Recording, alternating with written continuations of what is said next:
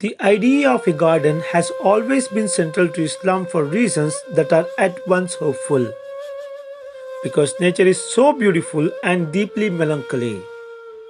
Because life itself can never be made perfect. For Islam, the world we inhabit will always be mired in khata or sin.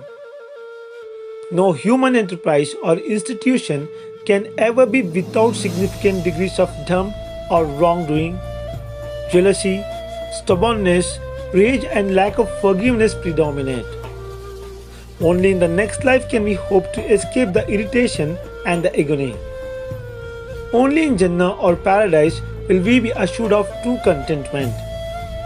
In paradise, according to the Quran, there will be flowing rivers, flowers, incorruptible waters, and unchangeable milk. Golden goblets, virgin companions of equal age, and rows of cushions set out in the balmy shade of fruit trees. Yet, because this might all be a long way off, Islam recommends an unusual technique to prevent us from losing our pious and despairing. We should become bustani or gardeners. The enlightened should redirect their frustrations with the state of humanity towards the construction of a hadika or walled garden.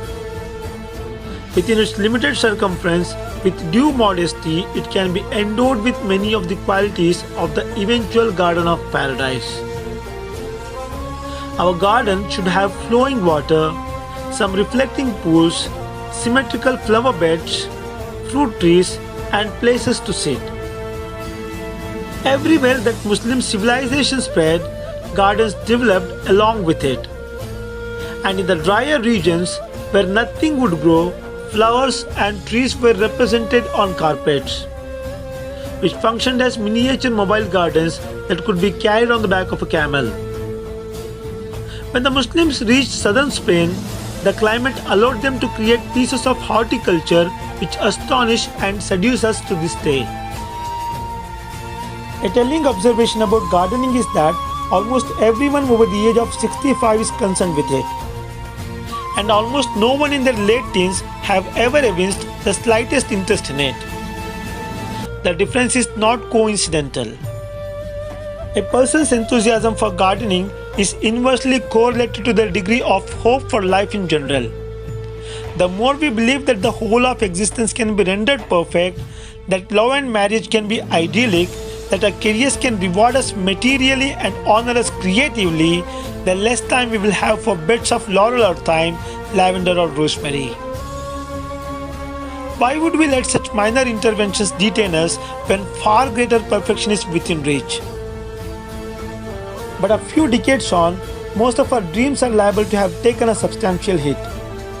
Much of what we put our faith in professionally and romantically will have failed, and at that point we might be ready to look with different and significantly more sympathetic eyes at the consolations offered by cypress trees and myrtle hedges, geraniums and lilies of the valley.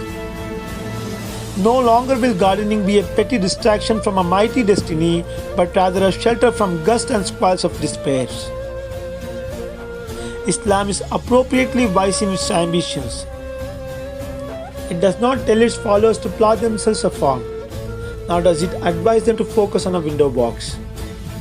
The scale is carefully calibrated, neither too big to mire us in unmanageable expense and bureaucracy, nor too small to humiliate and sadden us. The garden becomes a perfect home for our remaining pleasures in the troubled world, which where we can repair to contemplate islands of beauty once we have come to know and sorrowfully navigated oceans of pain.